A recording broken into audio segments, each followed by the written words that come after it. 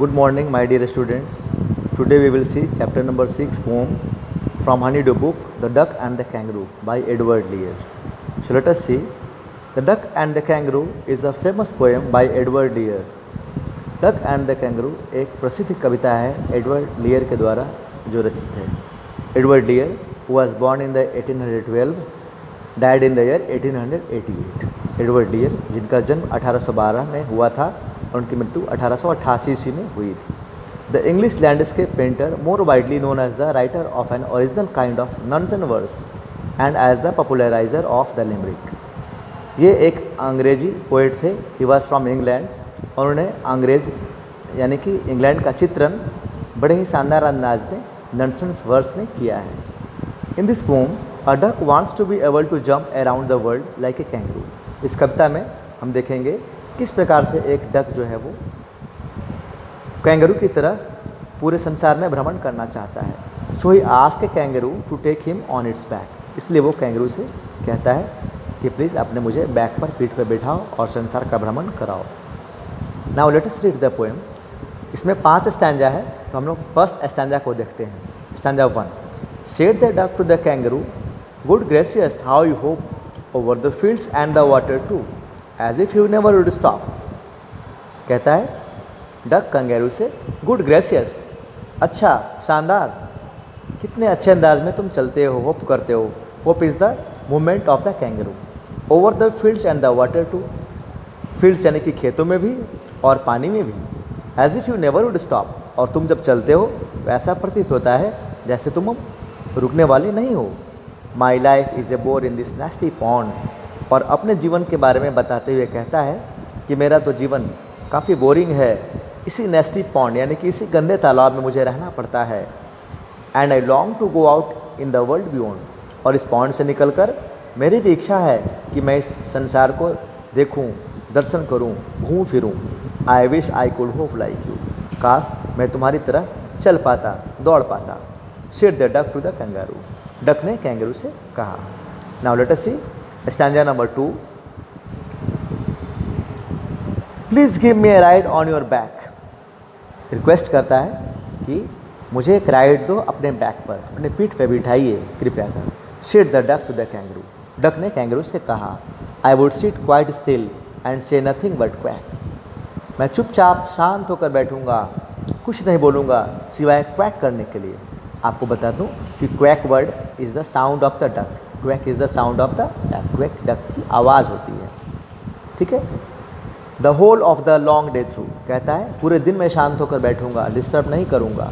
And we would go to the Dee and the Jelly बोली.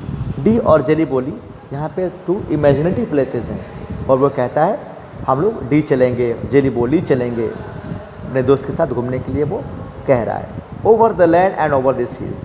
कहता है over the land, land पर भी चलेंगे, और सीज यानी कि समुद्र भी होगा उस पर भी चलेंगे. Please take me a ride O do. Said the duck to the kangaroo. Request करता है, कहता है कृपया कर मुझे एक राइड दो ना, प्लीज़ दो ना. डक ने कैंगरू से कहा. ठीक है बच्चों. Now let us move to stanza number 3. तीसरे में आते हैं बच्चों. Said the kangaroo to the duck.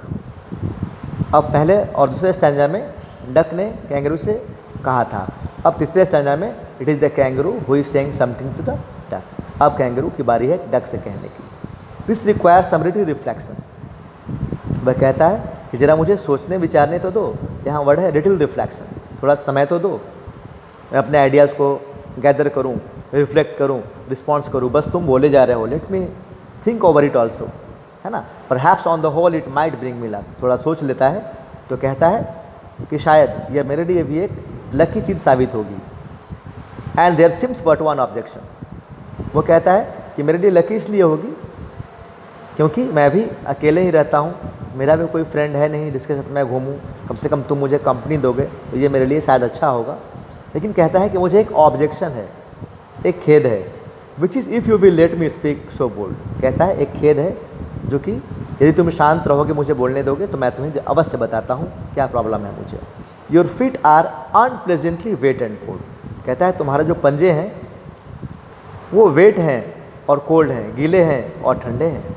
Unpleasant है, सुखद नहीं है, सुख प्रदान करने वाला नहीं है. गीले हैं, ठंडे हैं, है ना। And would probably give me the rheumatiz, said the kangaroo, और इससे मुझे रोमैटिज हो जाएगा। रोमैटिज एक डिजीज़ होता है जो कि पेन इन जॉइंट्स, जो जॉइंट्स होते हैं वहाँ पे पेन हो जाता है, दर्द हो जाता है, हिंदी में उसे गठिया रोग भी कहते हैं, ठीक है। तो उसने क्या कहा कि मुझे एक ऑब्जेक्शन है, कैंगरू ने कहा एक ऑब्जेक्शन है मुझे कि तुम्हारे पाँव जो बड़े ही गीले होते हैं और ठंडे होते हैं, जिससे मुझे रोमैटिज यानी कि गठिया रोग हो जाएगा, इसी बात का मुझे खेद है। अब फोर्थ स्टैंजा में वापस डक बोलता है कैंगरू से, सेड द डक, डक कहता है, as I sat on the rocks, चूँकि मैं चट्टानों पर बैठता हूँ, पानियों में चलता हूँ, I have thought over that completely, मैंने उस बारे में पूरी तरह से सोच लिया है। किस बारे में? कि मेरे पैर ठंडे होते हैं, गीले होते हैं, आपको दिक्कत ना आए, इस बारे में मैंने तैयारी कर ली है। So I have bought 4 pairs of worsted socks, और वर्स्टेड सॉक्स का मतलब यहाँ पे वुलन सॉक्स, गर्म मोजे कहता है, इसलिए मैंने 4 जोड़े वुलन सॉक्स खरीद लिए हैं, विच फिट माई वेव कम्प्लीटली, जो कि मेरे पंजों को बिल्कुल फिट करे, आराम से वो उसमें आ जाए। And to keep out the cold I have bought a cloak, और ठंड को दूर रखने के लिए मैंने क्लॉक भी ले लिया है। क्लॉक का मतलब चादर, लबादा चादर यहाँ पे है। And every day a cigar I will smoke, और कहता है प्रत्येक दिन मैं सिगार भी स्मोक करूँगा, all to follow my own dear true love of a kangaroo, और मैं सिगार स्मोक करूँगा, मैं क्लोक ऊपर से रखे रहूँगा, चादर अपने ऊपर ढके रहूँगा, जिससे आप गर्म रहोगे, और ये सब मैं इसलिए करूँगा कि मैं अपने फ्रेंड का प्यार मुझे पाना है, अपने फ्रेंड की कंपनी मुझे पानी है, राइट। डक यहाँ पे बहुत ही चालाकी अंदाज में, in a very clever way, he is responding to the kangaroo. Now stanza 5 जो कि इसकी अंतिम स्टैंजा है, let us see, said the kangaroo, kangaroo बोलता है आई एम रेडी, मैं तैयार हूँ, all in the moonlight pale, और अब चांदनी रात है, चांदनी रात you know it is very beautiful night, है ना। But to balance me well dear duck sit study, कहता है ठीक से मेरे ऊपर बैठ जाओ, मुझे बैलेंस करने के लिए एक चीज़ की आवश्यकता होगी, you have to sit at the end of my tail, तुम मेरे पूंछ के आखिरी हिस्से पर बैठोगे, जिससे कि मेरी बॉडी बैलेंस रहे और मैं आसानी से तुम्हें लेकर इधर से उधर जा सकूं, और शांत होकर बैठोगे, सीधे बैठोगे, राइट। बोलता है ना, said the duck I am ready, all in the moonlight pale, but to balance me well dear duck sit steady and quiet at the end of my tail, right. So away they went with a hop and a bound, बड़े ही उछलते कूदते खुशनुमा अंदाज में वो दोनों यात्रा पर निकलते हैं। And they hop the world, whole world 3 times round, और पूरे वो संसार का भ्रमण चक्कर वो 3 टाइम लगाते हैं। बहुत बड़ी बात है ना, it is a very big thing that वो 3 बार संसार का चक्कर लगा लेते हैं। And who so happy O who as a duck and the kangaroo, last में जो एडवर्ड लियर हैं, पोएट हैं, वो हम सबको कहते हैं कि आप बताइए कौन अधिक हैप्पी होगा, डक अधिक हैप्पी होगा या कैंगरू अधिक हैप्पी होगा। आइए मैं आपको इस चैप्टर की समरी को अब समझाता हूँ। The poem the duck and the kangaroo is written by Edward Lear, poem duck and the kangaroo Edward Lear के द्वारा रचित है। It is a humorous poem, हास्यास्पद कविता है, हास्यास्पद यानी कि हंसी से भरा हुआ, and describes the conversation between a duck and a kangaroo, और इसमें किसके बीच कॉन्वर्सेशन है, तो डक और कैंगरू के बीच में कॉन्वर्सेशन है, वार्तालाप है। The duck and kangaroo are very good friends, duck and kangaroo बहुत अच्छे मित्र होते हैं। The duck being fascinated by the kangaroos hopping wishes if he could also hop, duck जो कि फैसिनेटेड है, आकर्षित है कैंगरूज के होपिंग से, कैंगरूज की चाल से, वो भी इच्छा रखता है कि काश मैं भी उनकी तरह होप कर पाता, चल पाता। He also wishes to get out of the pond and see the whole world, उसकी यह भी इच्छा है कि वह गंदे तालाब से बाहर निकले और संसार को देखे जहाँ वो नहीं जा पाया है। The duck thus request the kangaroo take him on his back for a world tour, इसलिए डक कैंगरू के पास जाता है, उससे रिक्वेस्ट करता है कि फ्रेंड मुझे भी वर्ल्ड टूर पर ले चलो, तो बहुत अच्छा लगेगा। आगे देखते हैं। The kangaroo asks if he could sit still at the end of his tail because it is important for him to make a balance, kangaroo उससे कहता है कि क्या वह उसके पूंछ के अंतिम भाग पर शांत होकर बैठ सकेगा, जिससे कि वो उसकी बॉडी की बैलेंस बन पाएगी। क्योंकि यह यात्रा के लिए इम्पॉर्टेंट है और बैलेंस करने के लिए इम्पॉर्टेंट है।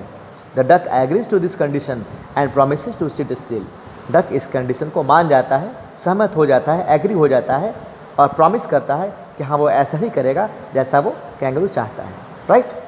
Another major concern of the kangaroo is the damp and cold feet of the duck. दूसरा जो मेजर कंसर्न है, चिंता की बात है कैंगरू के लिए, वो डैम्प फीट एंड कोल्ड फीट, गीले पाँव और ठंडे पाँव, ये चीज़ है। He was scared of rheumatism. Rheumatism जैसा कि मैंने आपको पोएम में बताया था, रोमेटिज आया था, गठिया रोग आया था, वह डरा हुआ था कैंगरू कि कहीं उसके ठंडे पाँव से, उसके गीले पाँव से उसे रोमेटिज ना हो जाए, रोमेटिज्म ना हो जाए, गठिया रोग ना हो जाए। The duck resolves this concern by saying that he has bought 4 pairs of woolen socks to cover his feet. इस बात को खंडन करते हुए डक कहता है कि मैंने इस बारे में पहले ही सोच लिया है, विचार कर लिया है, इसीलिए मैंने तुम्हारे लिए 4 जोड़े अपने पाँव में, अपने पंजों में पहनने के लिए 4 जोड़े गर्म मोजे की व्यवस्था कर ली है, खरीद लिया है। He also says that he had bought a cloak and a cigar which will keep him warm. वह ये भी कहता है कि उसने क्लॉक यानी कि चादर भी खरीद लिया है, सिगार भी खरीद लिया है जो कि स्मोक करेगा और इस तरह से कैंगरू वार्म रह सकेगा, उसे रोमेटिस या रोमेटिज्म होने का कोई भी खतरा नहीं है। The kangaroo thus agrees to take the duck for the world tour.